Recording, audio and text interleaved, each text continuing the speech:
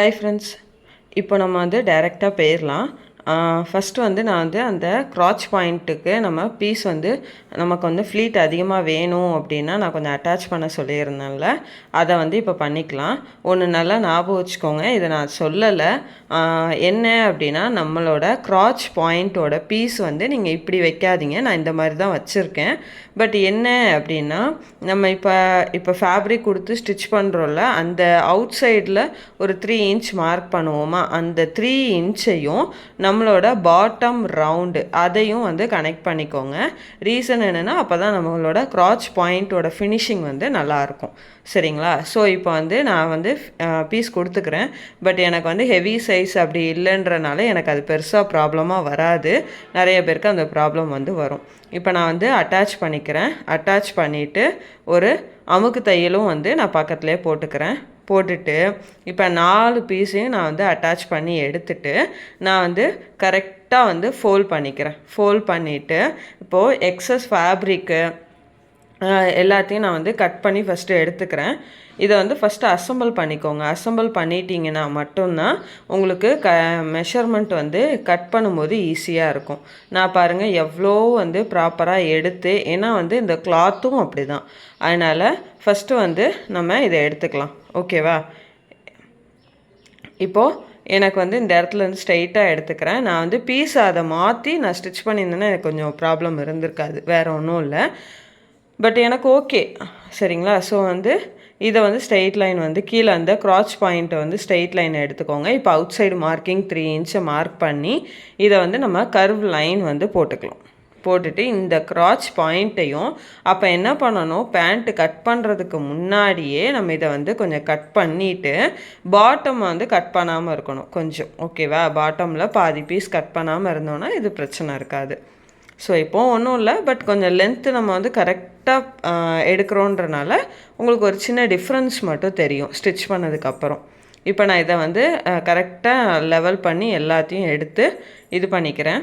இப்போ நம்ம ஃபஸ்ட்டு வந்து மேலே வந்து பெல்ட்டு போர்ஷன் வந்து எடுத்துக்கலாம். இந்த பெல்ட்டு போர்ஷனை ராங் சைடு 2 வெளியில் இருக்கிற மாதிரி, ரைட் சைடு 2 உள்ளே இருக்கிற மாதிரி வச்சுட்டு ஃபஸ்ட்டு ஒரு 1/2 இன்ச்சுக்கு வந்து ஸ்ட்ரெயிட்டாக வந்து நீங்கள் தையல் போட்டுருங்க. தையல் போட்டுட்டு இப்போ அந்த 1/2 இன்ச்சை 2ஆக வந்து ஃபோல்ட் பண்ணி, அதாவது ஸ்டிச் பண்ணதுக்கு அவுட் சைடு. ஓகேவா? இப்போ எடுக்கிறப்போ இங்கே பாருங்கள், இப்போ நான் வந்து பிசுறு எந்த சைடு இருக்கோ அதை உள்ளே வச்சு தையல் போட்டுக்கிறேன். இப்படி பண்ணுறனால நமக்கு அந்த இடத்துல பிசுறே வந்து வெளியில் தெரியாது. ஓகேவா? இப்போ நம்ம என்ன பண்ண போகிறோம்னா, நாடா சைடு ஸ்டிச் பண்ண போகிறோம். இதே மாதிரி தான் மற்ற சைடும். இப்போ நாடாக்கு ஒரு 1 இன்ச்சு வந்து ஸ்டிச் பண்ணிவிட்டு அகெயின் ஒரு 1 இன்ச்சு நான் விட்டுட்டு நான் வந்து அகெயின் வந்து என் ஸ்டிச்சிங் வந்து போட்டுக்கிறேன். இப்படி போடுறப்ப தான் இந்த ஹோல் வந்து நமக்கு கிடைக்கும். ஓகேவா? இப்போ நான் வந்து இதை 2ஐயும் ஓப்பன் பண்ணிவிட்டு இந்த சைடு ஒரு தையல் போட்டு எடுத்துக்கிறேன்.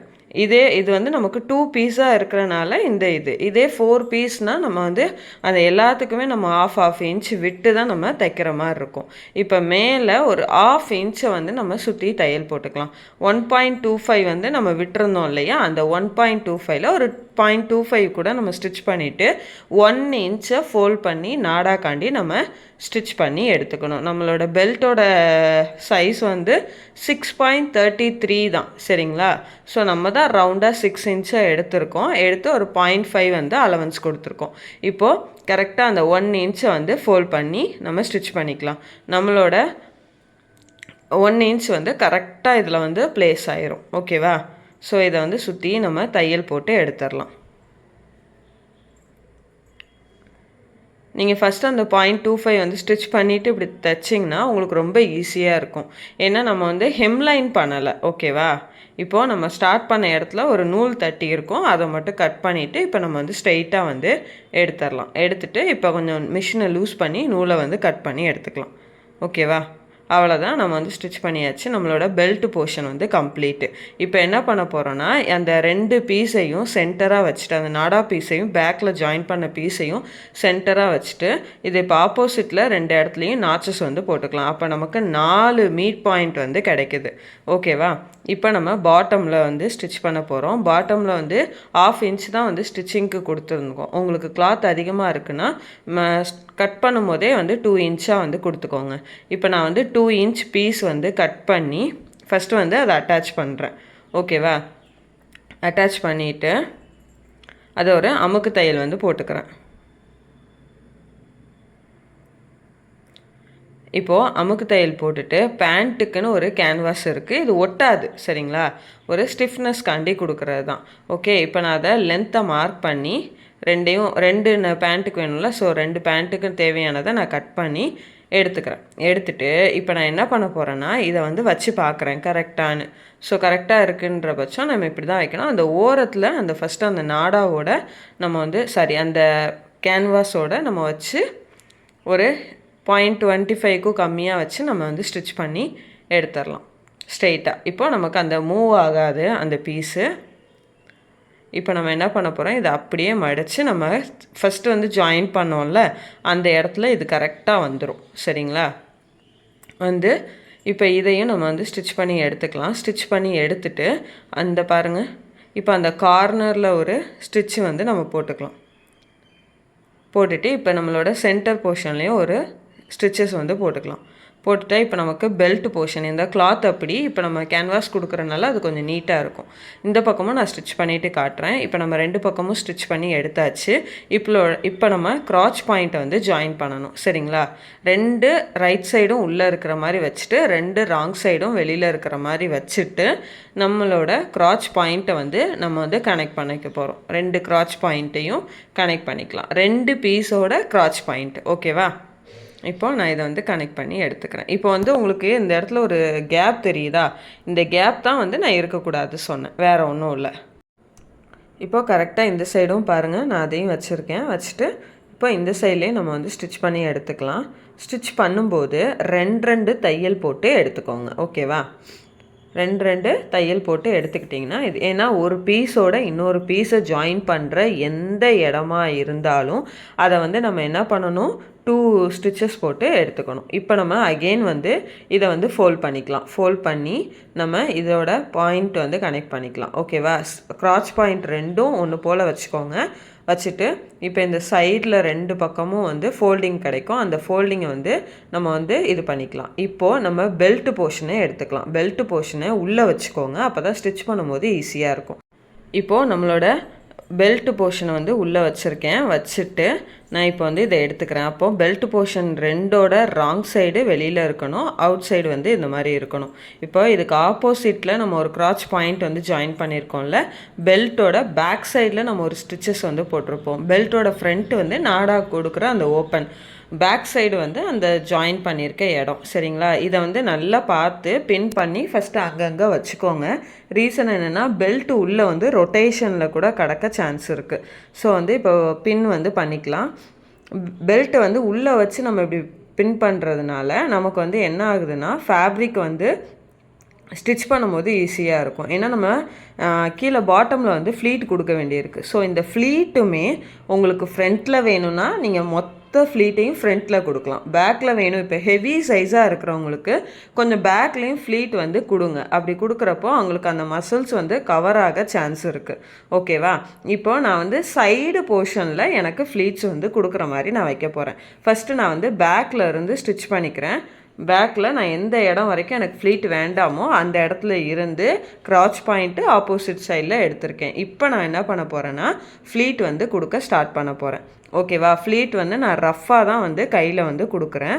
ஸோ உங்களுக்கும் இது ப்ராக்டிஸ் இருந்துச்சுன்னா கொடுங்க, இல்லைனா ஃபஸ்ட்டே இதை வெளியில் எடுத்துகிட்டு பின் வந்து வச்சு பின் பண்ணிக்கிட்டே வாங்க வந்துட்டு, ஏன்னா பின் பண்ணிட்டீங்கன்னா உங்களுக்கு ஈஸியாக இருக்கும். ஓகேவா, நான் இதுக்கு எந்த மெஷர்மெண்ட்டும் எடுத்து இது பண்ணலை. ஃபேப்ரிக் எக்ஸஸ் ஃபேப்ரிக்கை நான் ஃபுல்லாகவே என்ன பண்ணுறேன், ஃப்ளீட்ஸ் வந்து கொடுக்குறேன், அவ்வளோதான் சரிங்களா. பேண்ட் வந்து ரொம்ப ஈஸி ஸ்டிச் பண்ணுறது, பட் வந்து கட் பண்ணுறப்போ ப்ராப்பராக கட் பண்ணிட்டோன்னா ஸ்டிச்சிங் ரொம்ப ஈஸி தான். ஸோ நான் ஃப்ரண்ட்டில் வரைக்கும் நான் என்னுடைய குண்டூசியை ரிமூவ் பண்ணி ஃப்ளீட்ஸ் வந்து கொடுத்துக்கிறேன். ஃப்ரண்ட்டோட க்ராச் பாயிண்ட்டு சரிங்களா, ரைட் சைடு லெஃப்ட் சைடும் ஈவனாக இருக்கணும். இப்போ நான் வந்து இதை ஸ்ட்ரெயிட்டாக வந்து ஃப்ளீட்ஸ் வந்து கொடுத்துக்கிறேன். இப்போ ஆப்போசிட்டில் வந்து நம்ம என்ன பண்ணோம், இப்போ எந்த டைரெக்ஷனில் நம்ம ஃப்ளீட் கொடுத்தோமோ இது வரைக்கும் இப்போ வந்து அதுக்கு ஆப்போசிட் டைரெக்ஷனில் கொடுக்கணும். ஃபஸ்ட்டு நான் எப்போவுமே என்ன பார்த்து கொடுப்பேன், இப்போ உங்களுக்கு தெரிஞ்சிருக்கும் நான் வந்து ஆப்போசிட் சைடில் வந்து ஃப்ளீட் வந்து கொடுத்துக்கிட்டு இருக்கேன். ஓகேவா, இதே மாதிரி நீங்களும் வந்து கொடுத்துக்கோங்க. அப்போ வந்து உங்களுக்கு கரெக்டாக இருக்கும். எனக்கு வந்து சைடில் இருந்து ஃப்ரண்ட்டுக்கு வந்து ஃப்ளீட்ஸ் வந்து வரும். உங்களுக்கு அப்படி பிடிக்கும்னா நீங்களும் இதே மெத்தடை ஃபாலோ பண்ணிக்கோங்க. அப்படி ஹெவி சைஸாக இருக்கிறவங்க பேக்கில் கொஞ்சம் ஃப்ரண்ட்டில் கொஞ்சம் எடுத்துக்கோங்க. கட்டிங்கில் ஏதாவது புரியலை அப்படின்னா கண்டிப்பாக கேளுங்க. அப்போ வந்து ஈஸியாக இருக்கும். ஸோ வந்து நம்ம வந்து இப்போ வந்து செகண்ட் ஸ்டிச் வந்து போட்டுக்கலாம். ஓகேவா?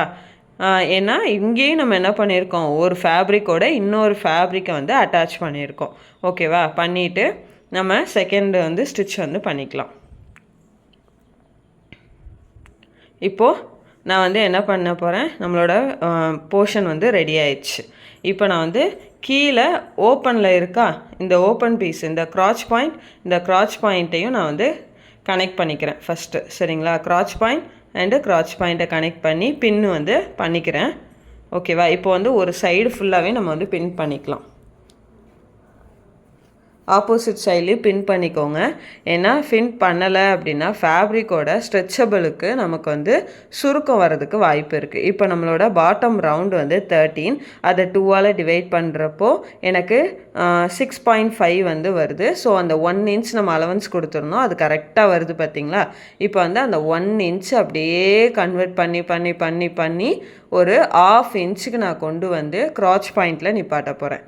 இப்போ உங்களுக்கு அந்த டிஃப்ரென்ஸ் தெரியும்னு நினைக்கிறேன். இந்த இடத்துல பார்த்தீங்களா, இதை நம்ம க்ராஸாக எடுத்துருந்தோன்னா அந்த இடம் எனக்கு கரெக்டாக வந்திருக்கும். நான் வந்து என்ன பண்ணிட்டேன், வீடியோ தெரியுதான்னு யோசிச்சு அந்த இடத்துல ஸ்கிப் பண்ணிட்டேன். அதனால தான். ஸோ பட் ஓகே, எனக்கு வந்து அந்த ப்ராப்ளம் இருக்காதுன்றனால நான் என்ன பண்ணிட்டேன், இதுவே எனக்கு உட்காரும்போது ஒரு சின்ன டிஸ்டர்பன்ஸ் வந்து இருக்க தான் செய்யும். அதனால் இதை மட்டும் நோட் பண்ணிவிட்டு நீங்கள் வந்து ஸ்டிச் பண்ணுங்கள். ஓகேவா? அவ்வளோதான். இந்த வீடியோவில் ஏதாவது டவுட் இருக்குன்னா டக்குன்னு என்கிட்ட கீழே வந்து கமெண்ட்டில் கேளுங்க. உங்களுக்கும் இந்த மாதிரி சார்ட் வேணும் அப்படின்னா என்னுடைய வாட்ஸ்அப் நம்பருக்கு கான்டாக்ட் பண்ணுங்கள். அந்த வாட்ஸ்அப் நம்பரையும் நான் கீழே கொடுக்குறேன். இது வந்து செகண்ட் ஸ்டிச் வந்து நம்ம போட்டுக்கலாம். அவ்வளோதான், நம்மளோட பாட்டம் போர்ஷன் வந்து கம்ப்ளீட்டு. சரிங்களா? இது பிடிச்சிருக்கும்னு நினைக்கிறேன். இந்த கட்டிங் ரொம்ப சிம்பிள். நார்மலாக எப்படி பண்ணணும், ஃபேப்ரிக் இருந்தால் எப்படி வந்து எக்ஸஸாக ஃப்ளீட்டு கொடுத்து நம்ம எடுக்கணுன்ற வரைக்கும் நான் கிளியராக வந்து எக்ஸ்பிளைன் பண்ணியிருக்கேன்னு நினைக்கிறேன். வேணுன்றவங்க மறக்காமல் வீடியோவை ரீவைண்ட் பண்ணி பண்ணி பாருங்கள். ஏன்னா நான் கொஞ்சம் ஓட விட்டு தான் வீடியோ எடுத்திருக்கேன். சரிங்களா? ஏன்னா இதுவுமே நம்ம லைவ் கிளாஸ் மாதிரி எடுத்தோன்னா டைம் வந்து 1 ஹவருக்கு மேலே வந்து போயிடும். காட்டன் ஃபேப்ரிக்காக இருந்ததுன்னா ஃப்ளீட்ஸ் கொடுத்ததுக்கப்புறம் ஒரு அயனிங் வந்து கொடுத்துட்டு பண்ணுங்கள். இப்போ பாருங்கள் உங்களுக்கு சைடில் எவ்வளோ ஃப்ளீட் வந்து இருக்குது அப்படின்னு. ஏன்னா இதை நான் 2ஆக போட்டிருக்கேன், அதனால் அப்படி இருக்குது. ஏன்னா மேனிக்யூனில் மாட்ட முடியாதுல்ல, அதனால தான். Okay, thank you.